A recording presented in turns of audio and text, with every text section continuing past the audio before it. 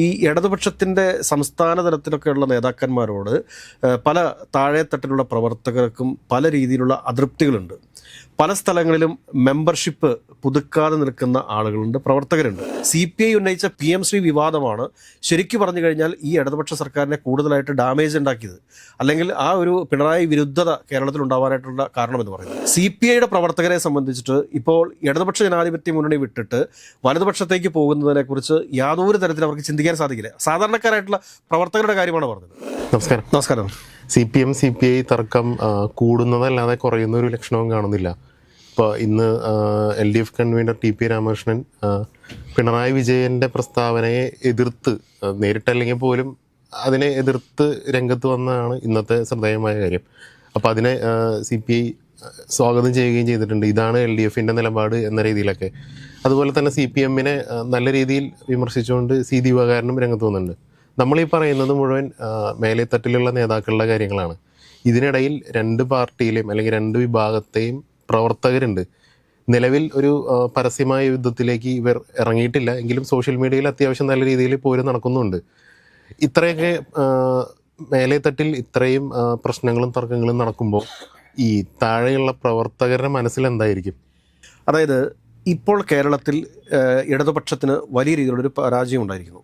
ഈ പരാജയം ഉണ്ടായിരിക്കുന്ന ഈ സമയത്ത് പ്രവർത്തകരുടെ ആത്മവിശ്വാസത്തെ വീണ്ടെടുക്കണം എന്നുണ്ടെങ്കിൽ എന്താണ് ഇടതുപക്ഷ നേതാക്കന്മാർ ചെയ്യേണ്ടത് എന്ന് ചോദിച്ചു കഴിഞ്ഞാൽ ഐക്യത്തോടുകൂടി, അതായത് ഇടതുപക്ഷ ഐക്യത്തോടുകൂടെ നിന്നുകൊണ്ട് കേരളത്തിൽ പ്രവർത്തിക്കുകയാണ് വേണ്ടത്. അതല്ല എങ്കിൽ സ്വാഭാവികമായിട്ടും ഈ പറഞ്ഞ ഇടതുപക്ഷ പ്രവർത്തകർക്കിടയിൽ ഒരു ആത്മവിശ്വാസക്കുറവുണ്ടാകും. അത് ഈ ഇടതുപക്ഷത്തിൻ്റെ ഭാവിയെ തന്നെ ബാധിക്കുന്നതാണ് എന്ന് ഇടതുപക്ഷത്തിൻ്റെ നേതൃത്വം മനസ്സിലാക്കേണ്ടതുണ്ട്. ഇത് കൂടാതെ തന്നെ ഒരു കാര്യം നമ്മൾ മനസ്സിലാക്കിയിരിക്കേണ്ടത് എന്താണെന്ന് ചോദിച്ചു കഴിഞ്ഞാൽ, ഈ ഇടതുപക്ഷത്തിൻ്റെ സംസ്ഥാന തലത്തിലൊക്കെയുള്ള നേതാക്കന്മാരോട് പല താഴെത്തട്ടിലുള്ള പ്രവർത്തകർക്കും പല രീതിയിലുള്ള അതൃപ്തികളുണ്ട്. പല സ്ഥലങ്ങളിലും മെമ്പർഷിപ്പ് പുതുക്കാതെ നിൽക്കുന്ന ആളുകളുണ്ട്, പ്രവർത്തകരുണ്ട്. ഇതുകൂടാതെ തന്നെ കഴിഞ്ഞ ദിവസം ഗോവിന്ദൻ മാഷ്, ഏത് ഗോവിന്ദൻ മാഷാണ്, മറ്റേ നമ്മുടെ തളിപ്പറമ്പിൽ മത്സരിച്ചിട്ടുള്ള TK ഗോവിന്ദൻ മാഷ്. TK ഗോവിന്ദൻ മാഷിൻ്റെ കഴിഞ്ഞ ദിവസം 24 ന്യൂസിൻ്റെ ജനകീയ കോടതിയിൽ പങ്കെടുത്തുകൊണ്ട് അദ്ദേഹം സംസാരിക്കുന്നുണ്ട്. ആ സംസാരിക്കുന്ന സമയത്ത് നമുക്ക് വ്യക്തമാകുന്ന ഒരു കാര്യം എന്താണെന്ന് വെച്ച് കഴിഞ്ഞാൽ, TK ഗോവിന്ദൻ എന്ന് പറയുന്ന ഒരാൾ ഒരു അധികാരമോഹിയായിരുന്നു, അല്ലെങ്കിൽ ഒരു സ്ഥാനമോഹിയായിരുന്നു എന്നുള്ളത് ഒരു സത്യമാണ്. എന്തുകൊണ്ട് കഴിഞ്ഞ തെരഞ്ഞെടുപ്പിൻ്റെ സമയത്ത് ഈ ഒരു വസ്തുത ഈ ഇടതുപക്ഷ പ്രവർത്തകരെ പറഞ്ഞു മനസ്സിലാക്കാനായിട്ട് CPMൻ്റെ അല്ലെങ്കിൽ ഇടതുപക്ഷത്തിൻ്റെ സംസ്ഥാന നേതൃത്വത്തിന് സാധിച്ചിട്ടില്ല എന്നുള്ളൊരു പ്രധാനപ്പെട്ട ചോദ്യമാണ്. സാധിച്ചിട്ടില്ല എന്നതിനപ്പുറം അവരതിന് ശ്രമിച്ചിട്ടില്ല എന്നുള്ളതാണ്. അവിടെയാണ് അതിൻ്റെ ഒരു പ്രസക്തി. കാരണം ഈ TK ഗോവിന്ദൻ എന്ന് പറയുന്ന ആളുടെ ഭാര്യയും പഞ്ചായത്ത് പ്രസിഡന്റും ബ്ലോക്ക് പഞ്ചായത്ത് പ്രസിഡന്റൊക്കെ ആയിട്ടുണ്ട്. അതിനുശേഷം അദ്ദേഹത്തിൻ്റെ ഭാര്യയ്ക്ക് MLA ആകാൻ സാധിച്ചിട്ടില്ല എന്നുള്ളൊരു പരാതിയാണ് അദ്ദേഹം ഈ ജനകീയ കോടതിയിൽ വന്നിരുന്നു പറയുന്നത്. സമാനമായ സാഹചര്യമല്ലേ ഈ പറഞ്ഞ ഗോവിന്ദൻ മാസ്റ്ററുടെ ഭാര്യയുടെ കാര്യത്തിലുള്ളത്?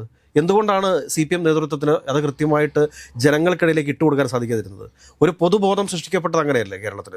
ഇടതുപക്ഷത്തിനെതിരായിട്ടുള്ളൊരു പൊതുബോധം സൃഷ്ടിക്കപ്പെടാനായിട്ടുള്ള ഒരു പ്രധാന കാരണം അതായിരുന്നില്ലേ? അതിനെ കൃത്യമായിട്ട് അഡ്രസ്സ് ചെയ്യുന്നതിൽ ഒരു പരാജയമായിരുന്നു CPM നേതൃത്വം എന്ന് തന്നെ നമ്മൾ പറയേണ്ടി വരും. ഈ ഒരു അവസരത്തിൽ ഒരു തരത്തിലും CPIയുടെ ഭാഗത്തു നിന്ന് ഈ അനവസരത്തിലുണ്ടായിരിക്കുന്ന ഈ ഒരു സ്റ്റേറ്റ്മെൻറ്റ്, ഇത് കഴിഞ്ഞ ചർച്ചകളിലൊക്കെ നമ്മൾ പറഞ്ഞുകൊണ്ടിരുന്ന കാര്യമാണ്.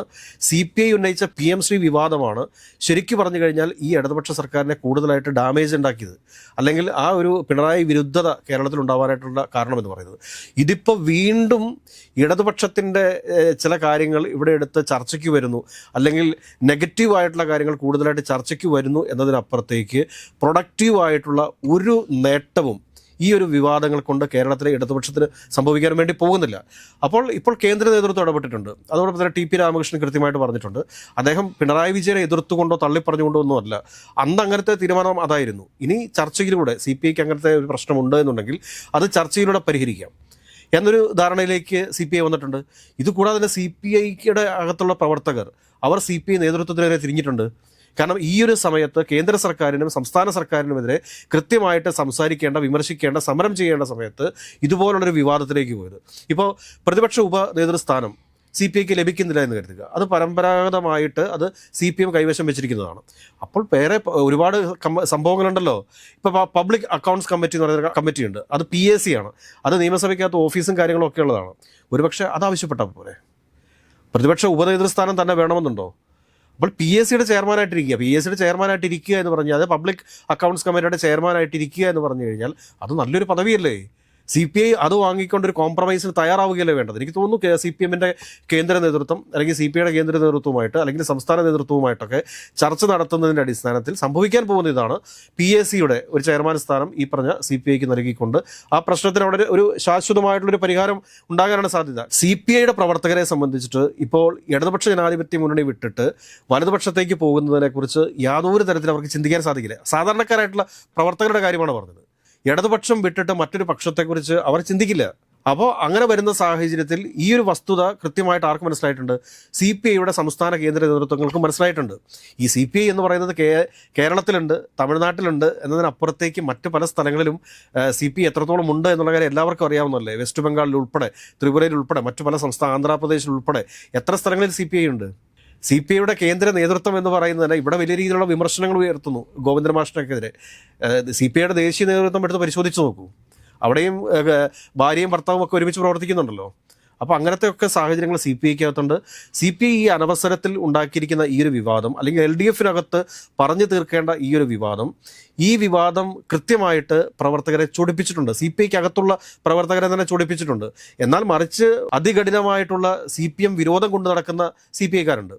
അങ്ങനെ പല സ്ഥലങ്ങളിലും CPM സംഘർഷം ഉണ്ടായിട്ടുണ്ട്. അങ്ങനെയുള്ള പ്രവർത്തകരെ ഒഴിവാക്കി നിർത്തിക്കഴിഞ്ഞാൽ CPI-ക്ക് വേണ്ടിയിട്ട് ആത്മാർത്ഥമായിട്ട് അല്ലെങ്കിൽ ഇടതുപക്ഷത്തിന് വേണ്ടിയിട്ട് ആത്മാർത്ഥമായിട്ട് പണിയെടുത്തിട്ടുള്ള അല്ലെങ്കിൽ അവർക്ക് വേണ്ടി ഇടതുപക്ഷത്തിന് വേണ്ടി വാദിച്ചുകൊണ്ടിരിക്കുന്ന പ്രവർത്തകരെ സംബന്ധിച്ചിട്ട് ഒരു തരത്തിലും ഇടതുപക്ഷം വിട്ടിട്ട് വലതുപക്ഷത്തിൻ്റെ ഭാഗമാകുന്നതിനെക്കുറിച്ച് അവർക്ക് ചിന്തിക്കാൻ സാധിക്കില്ല. അതിൻ്റെ ഭാഗമായിട്ടാണ് ഇപ്പോൾ ഈ PAC, അതായത് പബ്ലിക് അക്കൗണ്ട്സ് കമ്മിറ്റിയുടെ ചെയർമാൻ സ്ഥാനത്ത് എന്നുള്ളൊരു നിർദ്ദേശം CPI-ക്കകത്ത് തന്നെ ഉയർന്നു വന്നിരിക്കുന്നത്. അവർ നാളെയോ ഒരുപക്ഷെ മറ്റന്നാളോ ഉള്ള ചർച്ചകളിലൊക്കെ ഉയർന്നു വരാൻ സാധ്യതയുള്ള പബ്ലിക് അക്കൗണ്ട്സ് കമ്മിറ്റിയുടെ ചെയർമാൻ സ്ഥാനം തങ്ങൾക്ക് വേണം എന്നുള്ളൊരു നിർദ്ദേശം മുൻപോട്ട് വയ്ക്കും. അത് അംഗീകരിക്കാതിരിക്കാനായിട്ട് LDF-ന് സാധിക്കില്ല. അത് അംഗീകരിക്കാതിരിക്കാൻ CPM-ന് സാധിക്കില്ല. കാരണം എന്താണ് എന്ന് ചോദിച്ചു കഴിഞ്ഞാൽ പ്രതിപക്ഷ ഉപനേതൃസ്ഥാനം ആവശ്യപ്പെട്ടു, അത് തന്നില്ല. എന്നാൽ തീവ്ര CPM നിലപാടുള്ള ആളുകൾ പറയും അതും നൽകേണ്ട ആവശ്യമില്ല എന്ന് പറയും. പക്ഷേ അവിടെ ഒരു ഡെമോക്രാറ്റിക് ഒരു സ്വഭാവത്തിലേക്ക് LDF വരേണ്ടതുണ്ട്. CPI-ക്ക് ഒരു പരിഗണന നൽകേണ്ടതുണ്ട്. ആ ഒരു പരിഗണനയുടെ അടിസ്ഥാനത്തിൽ ഈ പ്രശ്നം ഇവിടെ സോർട്ട് ഔട്ട് ആകും എന്ന് തന്നെയാണ് കരുതുന്നത്. ഇത് എന്താ കാര്യം എന്ന് ചോദിച്ചു കഴിഞ്ഞാൽ ഇത്രയും വലിയൊരു പരാജയം വാങ്ങിയിരിക്കുന്നു.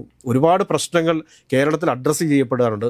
കേന്ദ്ര സർക്കാരിനെതിരെ ഒരുപാട് വിഷയങ്ങൾ ഉയർത്തിക്കൊണ്ട് വരേണ്ടതുണ്ട്. ദേശീയ തലത്തിൽ തന്നെ ഇടതുപക്ഷ ഐക്യം ഉണ്ടാവേണ്ടതുണ്ട്. ഇങ്ങനെയൊക്കെയുള്ള ഒരുപാട് വലിയ കാര്യങ്ങൾ കിടക്കുന്ന സമയത്താണ് കേരളത്തിലെ ഒരു പ്രതിപക്ഷ ഉപനേതൃസ്ഥാനത്തിന് വേണ്ടിയിട്ട് ഇതേമാതിരി കിടന്ന് ലഹള ഉണ്ടാക്കുന്നത്. CPM-നെ സംബന്ധിച്ച് കുറച്ച് പ്രാക്ടിക്കലി അതിന് കുറച്ച് പ്രശ്നങ്ങളുണ്ട്. ഇപ്പോൾ ഞാൻ പറയട്ടെ, പ്രതിപക്ഷ നേതാവ് ഏതെങ്കിലും കാരണവശാൽ ചികിത്സയ്ക്കോ മറ്റോ ആവശ്യങ്ങൾക്കോ വേണ്ടിയിട്ട് വിദേശത്തേക്ക് പോകുന്നതെന്ന് കരുതുക.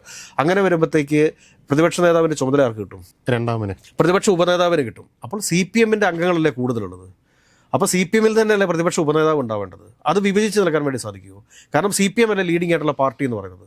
അപ്പോൾ CPM-ന്റെ കൈവശം തന്നെ ഇരിക്കേണ്ടതല്ലേ ഈ CPM-ന്റെ ഉപനേതൃസ്ഥാനം എന്ന് പറയുന്നത്. അത് ഒരു കാരണവശാലും CPM ഈ പറഞ്ഞ CPI-ക്ക് വിട്ടുകൊടുക്കാൻ അവർക്ക് സാധിക്കില്ല.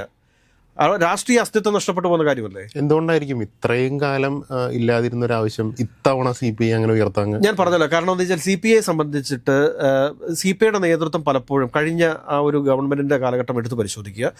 ഈ അവസാന കാലഘട്ടത്തിൽ PM ശ്രീക്കെതിരെ ചില ആരോപണങ്ങളുമായി രംഗത്ത് വന്ന് ഗവൺമെൻറ്റിനെ ഡാമേജ് ചെയ്യിപ്പിച്ചു എന്നതിനപ്പുറത്തേക്ക് ഈ പറഞ്ഞ LDF യോഗങ്ങൾക്കകത്തൊന്നും ആ സർക്കാരിനെ ഒരു തരത്തിലും വിമർശിച്ചിട്ടില്ല. കാരണം അവരുടെ മന്ത്രിമാർ ഇരിക്കുന്ന ഒരു മന്ത്രിസഭയാണത്.